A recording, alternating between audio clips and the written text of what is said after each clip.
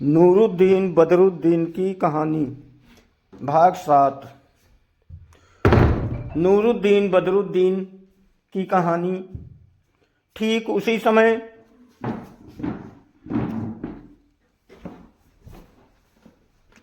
उसी तरह तख्त बिछाया गया और सारी मोमबत्तियां भी ठीक उसी प्रकार रखी गईं। पूरा कमरा बल्कि आसपास के कमरे भी ठीक वैसे ही दिखने लगे जैसे शादी की रात को दिखते थे। शमसुद्दीन मोहम्मद ने स्वयं वहां आकर बदरुद्दीन के कपड़े और रुपयों की थैली ठीक की, वहीं रखी जहां से उसने उठाई थी। फिर उसने अपनी पुत्री से कहा कि तुम उसी रात की तरह सोने के कपड़े पहनो और पति के आने पर इस तरह का भाव प्रकट न करना जैसे उससे बहुत दिनों बाद मिल रही हो। ऐसा बर्ताव करना जैसे वो कभी तुमसे अलग ही नहीं हुआ था। कहानी यहाँ तक पहुँची तो सवेरा हो गया और मलिका शहरजाद चुप हो रही। बादशाह को कहानी का अंत सुनने की इतनी उत्कंठा थी कि अगली रात को उसे ठीक तरह नींद भी नहीं आई। अगली रात को अंतिम पहर में मलिका शहरजाद ने नियमानुसार कहानी प्रारंभ की। उसने कहा कि मंत्री शमसुद्दीन ने आज्ञा दी कि उस भवन में 2 या 3 दासियां ही रहें।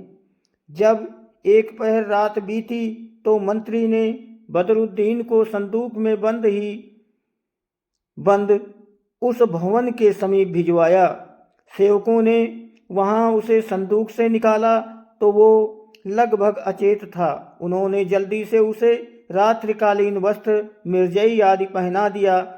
फिर उसे मकान के अंदर छोड़कर उन्होंने बाहर से दरवाजे में कुंडी लगा दी। कुछ देर में बदरुद्दीन को हाथ पांव फैलाने में चेत हुआ तो उसने अपने को विवाह के लिए सजे हुए कमरे में पाया। उसे याद आया कि ये उसकी सुहाग रात वाला कक्ष है। पास वाले कमरे को देखकर भी उसने पहचान लिया, यही उस कुबड़े गुलाम के पास में बैठा था। उसका ताज्जुब और बढ़ा। 2 क्षणों के बाद उसने देखा कि उसके विवाह के वस्त्र और थैली उसी तरह वहां रखी है जैसी सुहाग रात को रखी थी। इससे आश्चर्य के मारे उसका सिर चकरा गया। वो सोचने लगा कि समझ में नहीं आता कि मैं जाग रहा हूं या स्वप्न देख रहा हूं। इतने में ही उसकी पत्नी ने मसहरी से सिर उठाकर कहा, प्रीतम, तुम द्वार पर क्यों खड़े हो? यहाँ पलंग पर आकर आराम करो। तुम दिन भर कहाँ रहे? आज सुबह मेरी आँख खुली तो मैंने तुम्हें पलंग पर नहीं देखा। बहुत देर तक प्रतीक्षा करने पर भी तुम न आए तो मैं दिन भर बहुत दुखी रही। खैर, अब तुम मेरे पास आओ। बदरुद्दीन को ये सुनकर बड़ा हर्ष हुआ। वो आश्चर्य और उसके बाद पैदा हुए उल्लास के कारण ये भी भूल गया कि मंत्री ने उसे कैद किया था और मृत्युदंड दिया था। उसका चेहरा चमकने लगा और निराशा की काली छाया उसके चेहरे से हट गई। उसने देखा कि उसकी पत्नी अब भी वैसी सुंदर और मनोहारिणी है जैसी विवाह की रात को थी। कमरे के अंदर जाकर उसने प्रत्येक वस्तु को फिर उसी तरह देखा और उसे मालूम हुआ कि सारी चीजें बिल्कुल वैसी ही हैं जैसी 10 बरस पहले विवाह की रात को थी। चौकी पर उसके वस्त्र और द्रव्य की थैली भी जैसी की तैसी थी। वो उच्च स्वर में कहने लगा, हे भगवान, ये क्या लीला है? मेरी तो कुछ समझ में नहीं आ रहा कि मैं कहाँ हूँ। उसकी पत्नी बोली, ये क्या कह रहे हो? क्या खड़े खड़े अजीब बातें कर रहे हो? बदरुद्दीन ने कहा, सच बताओ, तुम कब से मुझसे अलग हो? उसने कहा, आज सुबह ही तो तुम उठकर गए थे। बदरुद्दीन बोला, तुम्हारी बात मेरी समझ में नहीं आती। मैंने तुम्हारे साथ सुहाग रात बिताई जरूर थी, किंतु इस बात को हुए 10 बरस हो गए हैं। इस सारे समय मैं दमिश्क में रहा। मेरी अक्ल चक्कर खा रही है कि अपने विवाह का समय कौन सा मानूं, वर्तमान समय या 10 बरस पहले का। मेरी तो कुछ समझ में नहीं आ रहा है। तुम ही बताओ कि मैं 10 बरस तुमसे अलग रहने को स्वप्न समझूं या इस समय तुमसे होने वाली बातचीत को। उसकी पत्नी ने कहा, तुम कैसी पागलों की सी बातें करते हो। स्पष्ट बताओ कि ये दमिश्क बीच में कहाँ से आ गया। बदरुद्दीन ने हंसकर कहा, मालूम नहीं मैं पागल था या अब हूँ। 10 बरस पहले मैं यही सहन कालीन वस्त्र पहने दमिश्क की मस्जिद के द्वार पर खड़ा था। वहाँ के निवासी मुझे देखकर हंस रहे थे और मेरा मजाक उड़ा रहे थे। मैं वहाँ से उठकर भागा और एक हलवाई की दुकान में जा छुपा। उसने मुझे गोद लिया और अपना धंधा दिखाया और सिखाया।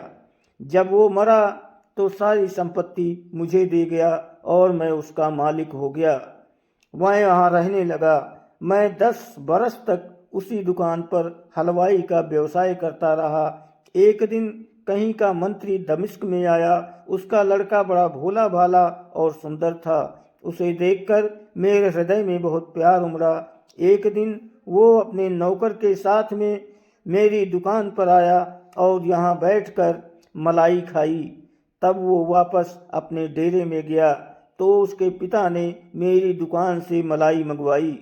इसके बाद मुझे पकड़वा बुलवाया और ये कहकर कि तूने बगैर काली मिर्च की मलाई क्यों बनाई, मेरी दुकान लुटवा दी और मुझे संदूक में बंद करके ऊंट पर रखवा कर अपने देश को लाया।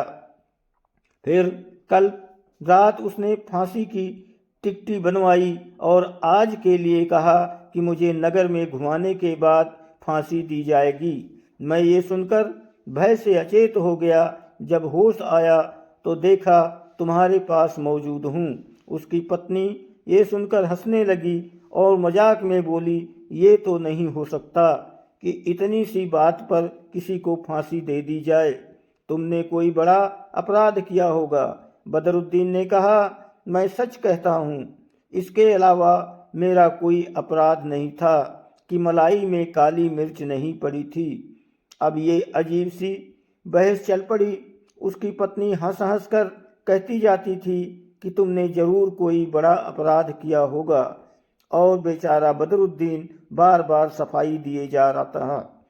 मेरा अपराध बगैर काली मिर्च डाले मलाई बेचने के अलावा और कुछ नहीं था और इतनी ही बात पर मंत्री ने मुझे फांसी चढ़ाने के लिए टिकटी बनवा दी, जिसके ऊपर मुझे लटकाने के लिए लोहे की मजबूत सलाखें लगाई गई थी। बादशाह शहरयार यहाँ तक कि कहानी सुनकर हंसने लगा और बहुत देर तक हंसता रहा।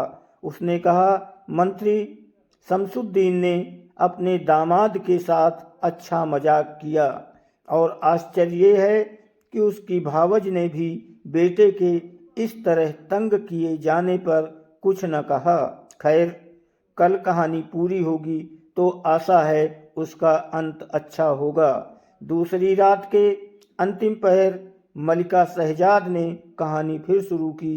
उसने कहा कि रात भर बदरुद्दीन इसी चक्कर में रहा कि मैं अपनी पत्नी के पास वास्तव में हूँ या सपना देख रहा हूँ। वो बार बार पलंग से उठता और घूम घूम कर भवन को देखता। उसे हर चीज वैसी ही दिखाई देती जैसी विवाह की रात को थी। उधर पिछले 10 वर्षों की घटनाओं की अनदेखी भी वो नहीं कर पाता था। सारी रात उसने उसी उधेड़बुन में काटी। सुबह हुई तो शमसुद्दीन ने बेटी के शयन कक्ष के द्वार पर आकर ताली बजाई। उसकी बेटी ने द्वार खोला तो शमसुद्दीन ने अंदर जाकर स्वयं अपनी ओर से बदरुद्दीन को प्रणाम किया। बदरुद्दीन ने कहा, आपने तो मुझे फांसी देने का प्रबंध किया था। उसके विचार से मैं अब तक कांप रहा हूँ और मेरा अपराध क्या था, सिर्फ ये कि मैंने मलाई में काली मिर्च नहीं डाली थी। मंत्री ने मुस्कुराकर कहा, तुम मेरे भतीजे हो और मैंने अपनी बेटी का विवाह तुम्हारे साथ किया था। बादशाह के हुक्म से उसका विवाह कुबड़े गुलाम से होने वाला था। ये कहकर उसने नूरुद्दीन का लिखा हुआ वृत्तांत उसे दिखाया और कहा, तुम्हारी खोज में ही मैं बसरा, दमिश्क और न जाने कौन कौन सी जगह जगह मारा मारा फिरता रहा। मैंने तुम पर प्रकट में जो अन्याय किया है उसे भूल जाओ। मैं सिर्फ ये चाहता था कि मैं बगैर झंझट के दमिश्क से तुम्हें यहाँ लाऊं। साथ ही ये ख्याल था कि अगर तुम्हारी भेंट अचानक तुम्हारी माँ और पत्नी से हो जाए तो तुम कहीं आनंदातिरेक में मर न जाओ। ये कहकर उसने दामाद को सीने से लगा लिया। बदरुद्दीन ये सुनकर अत्यंत प्रसन्न हुआ। उसने रात के कपड़े उतारकर दिन के कपड़े पहने। फिर उसने अपनी माँ से भेंट की। इस अवसर पर सारे परिवार में आनंद की कैसी लहर आई उसका वर्णन नहीं हो सकता। उसकी माँ उसे सीने से लगाकर बहुत देर तक रोती रही और बताती रही कि तेरे लापता होने पर ये 10 बरस कितने कष्ट से बीते और काटे। इतने ही में अजब, जिसे उसके नाना ने असलियत बता दी थी, अपने बाप से आकर लिपट गया। बदरुद्दीन ने कहा, अरे तूने ही तो मेरे यहाँ मलाई खाई थी। ये कहकर उसने अपने बेटे को छाती से लगा लिया। शमसुद्दीन ने दामाद को बादशाह के सामने पेश किया और सारी कहानी सुनाई। बादशाह ने इस वृत्तांत को लिखने का आदेश दिया और बदरुद्दीन को भी सम्मानित किया। हारून रशीद से उसके मंत्री जफर ने ये कहानी सुनाकर कहा कि आप भी उदारता दिखाएं और मेरे गुलाम रेहान का अपराध क्षमा कर दें। हारून रशीद ने ऐसा ही किया और उस आदमी को जिसने भ्रमवश अपनी पत्नी को मार डाला था, अपनी एक दासी दे दी कि विवाह कर ले और सुखपूर्वक रहे। ये कहानी पूरी करके मालिक शहरजाद ने कहा, स्वामी अब सवेरा हो गया, अगर आज प्राणदान मिले तो मैं और अच्छी कहानी सुनाऊं। बादशाह चुपचाप दरबार को चला गया, किंतु कहानी के लालच में उसने शहरजाद के बंद का आदेश मुलतवी रखा। दोस्तों, वीडियो को लाइक और सब्सक्राइब करो, आपकी बहुत मेहरबानी होगी। धन्यवाद।